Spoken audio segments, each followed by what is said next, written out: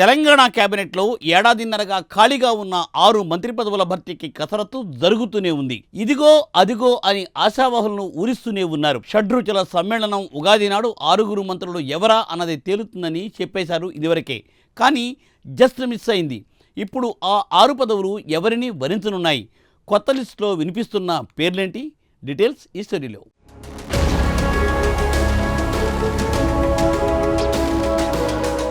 తెలంగాణ కాంగ్రెస్ లో ప్రస్తుతం మంత్రివర్గ విస్తరణ వ్యవహారం హాట్ టాపిక్ గా మారింది. ఉగాది కల్లా 6 మంత్రులకు పదవులు ఖాయమనుకున్న ఆశావహుల ఆశలు ఒక్కసారిగా నీరుగారిపోయాయి. ఉగాది ముహూర్తానికి ఎలాంటి ప్రకటన వెలువడలేదు. కాంగ్రెస్ హైకమాండ్ మళ్లీ మంత్రివర్గ విస్తరణను పెండింగ్ లో పెట్టేసింది. ఏప్రిల్ 3న ప్రకటన అంటున్నారు, కానీ అది కూడా సాధ్యం కాదంటున్నారు. అయితే ఎట్టకేలకు ఫస్ట్ వీక్ లో లిస్ట్ రిలీజ్ అవుతుందని మాత్రం చెప్పుకుంటున్నారు.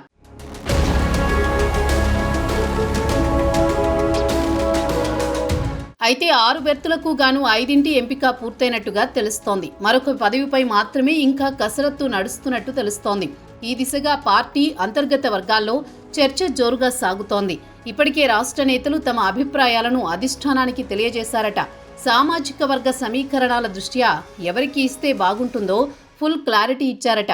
కేబినెట్ విస్తరణలో ఇటీవల జరిగిన మీటింగే ఫైనల్ మీటింగ్ అన్న మాట కూడా వినిపిస్తోందట.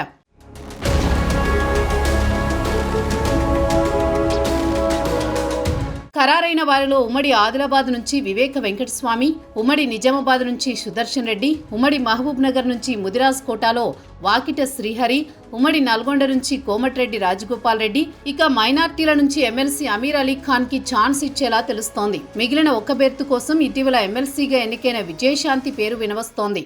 మంచిర్యాల ఎమ్మెల్యే ప్రేమ్ సాగర్ రావు సైతం పోటీలో ఉన్నట్టు సమాచారం.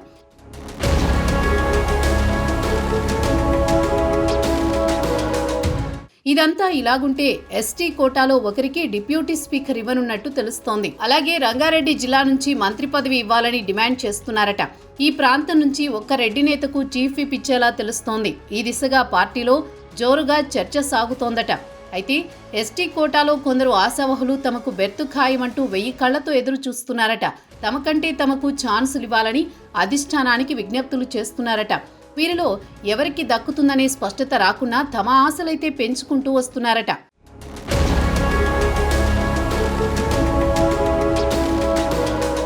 మరి ఇప్పటికైనా కేబినెట్ కంప్లీట్గా ఫుల్ఫిల్ చేస్తారా, లేక ఏవైనా 1-2 ఖాళీలతో కొత్త లిస్టు విడుదలవుతుందా ఇంకా తేలాల్సి ఉందంటున్నారు. మొత్తంగా ఏప్రిల్ తొలి వారానికల్లా కేబినెట్ విస్తరణ జరిగితే 6 పదవులను భర్తీ చేస్తారా లేదా తేలాల్సి ఉందంటున్నారు.